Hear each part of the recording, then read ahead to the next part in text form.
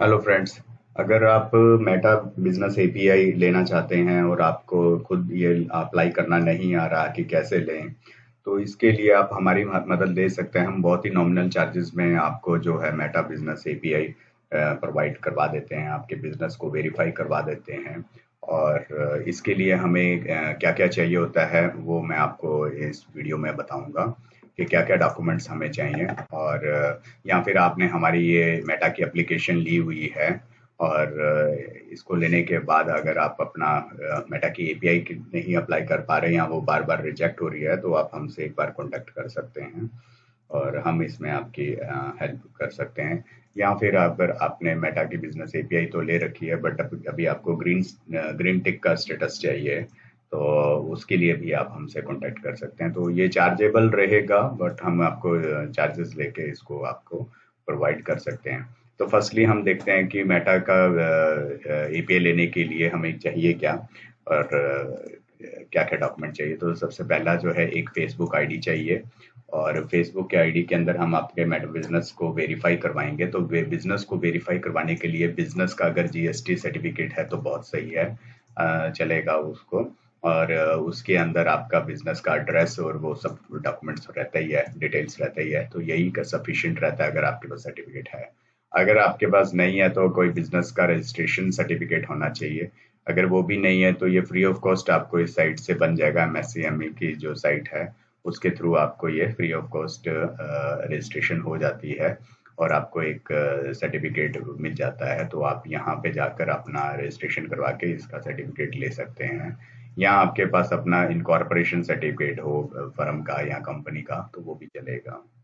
इसके बाद एक एडिशनली आप अपने पास रखिए, अगर आप हमसे मिल रहे हैं और आप बैंक का स्टेटमेंट है तो वो रखिए।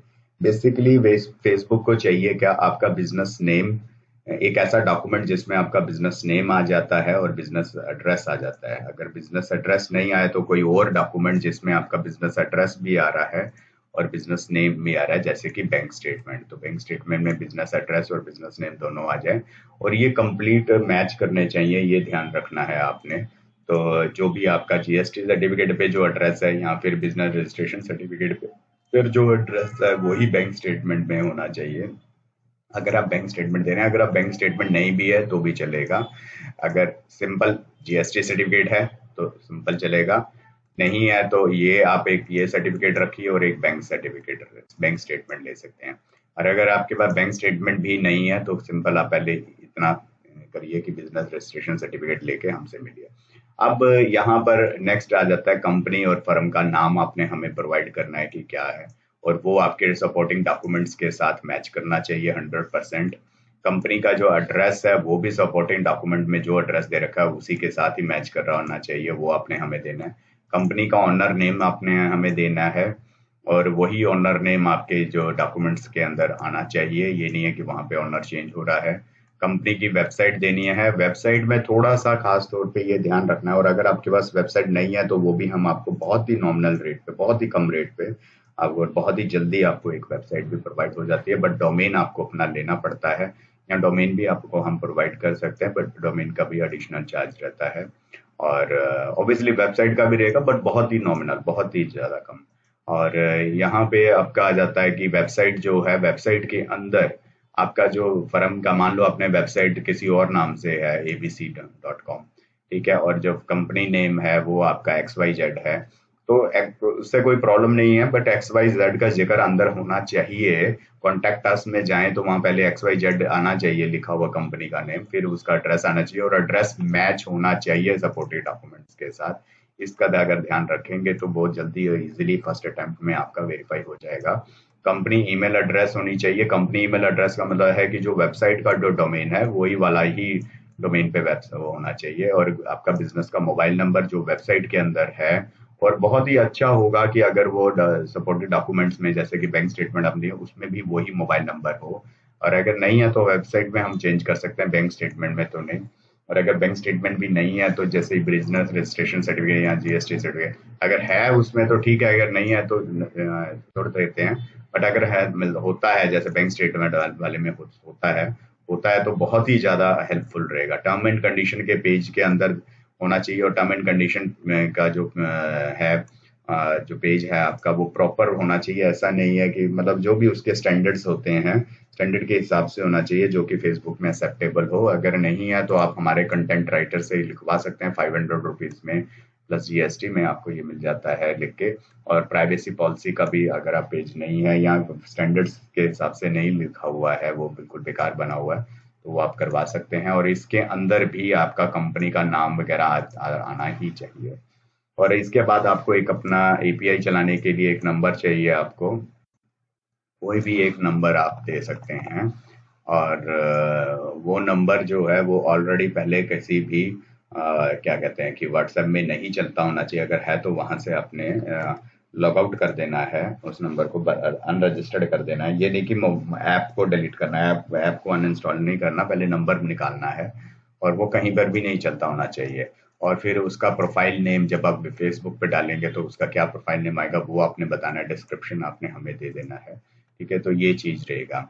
तो ये सारे डॉक्यूमेंट्स अगर आपके पास हैं तो आप इजीली हमें अप्लाई करवा सकते हैं हमसे। और आपका ये जो है बिजनेस एपीआई वो मिल जाएगा आपको। और अगर आपका कई बार नहीं हो रहा है, अगर आप अपने अप्लाई किया और नहीं हो पा रहा है आपको, जो बिजनेस एपीआई में नहीं मिल पा रहा है या बिजनेस वेरीफाई नहीं हो पा रहा है, उसका कारण जो है वो थोड़े बहुत ये हो सकते हैं। आप इसको क्रॉस चेक कर सकते हैं, मैं यहाँ पे वन बाय वन आपको डिस्कस कर देता हूँ। Documents you submitted are not acceptable type.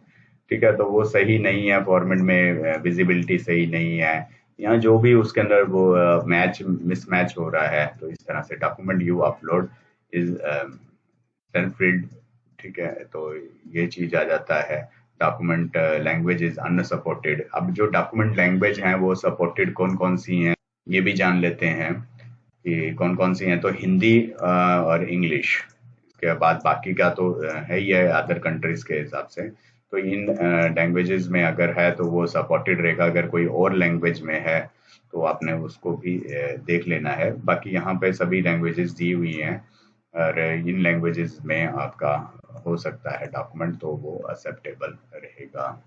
Next आ जाता है कि अगर आपने जो स्कैन किया अगर वही है, इसकी क्वालिटी अच्छी नहीं है, तो ये भी एक हो जाता है। जैसे जीएसटी सर्टिफिकेट दिया और वो अभी एक्सपायर्ड हो चुका है, चल नहीं रहा है, तो भी आपका डॉक्यूमेंट जो है वो अप्रूव नहीं होगा।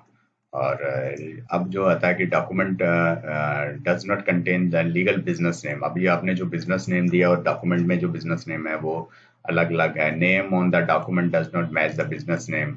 ठीक है, तो डॉक्यूमेंट में जो नेम है वो बिजनेस नेम से मैच नहीं कर रहा है।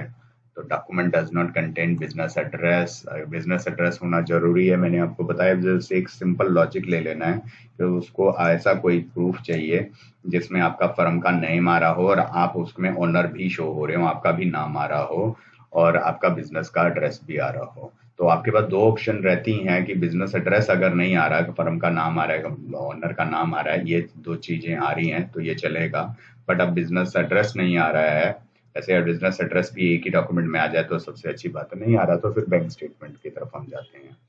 ठीक है, तो नेक्स्ट आ जाता है document does not contain business phone number. ठीक है, तो ये भी चीज है, तो ये बैंक स्टेटमेंट से हमारी क्लियर हो जाती है कि उसमें फोन नंबर आ जाता है। और अगर अभी आपके पास कोई और है, बैंक स्टेटमेंट में दूसरा है, तो आप वही मोबाइल नंबर डाल सकते हैं बिजनेस के लिए कि हमारा बिजनेस मोबाइल नंबर ये है, उससे फर्क नहीं पड़ता। बट जो व्हाट्सएप एपीआई के लिए आपका जो नंबर है उससे कोई लेना देना नहीं, वो बिल्कुल ही अलग हो सकता है।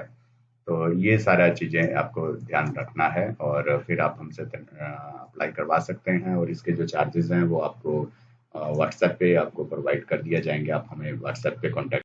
अगर आप ये सॉफ्टवेयर परचेज करना चाहते हैं तो इसका जो परचेज का लिंक है, बाय का करने का लिंक है जो वो है वो डिस्क्रिप्शन में दिया हुआ है। आप वहाँ जाके उसको क्लिक करके इसका पेमेंट करवा के आप इसे बाय कर सकते हैं। पेमेंट करते समय आप अपना करेक्ट ईमेल एड्रेस वहाँ पे जरूर मेंशन करना एंड करेक्ट मोबाइल नंबर।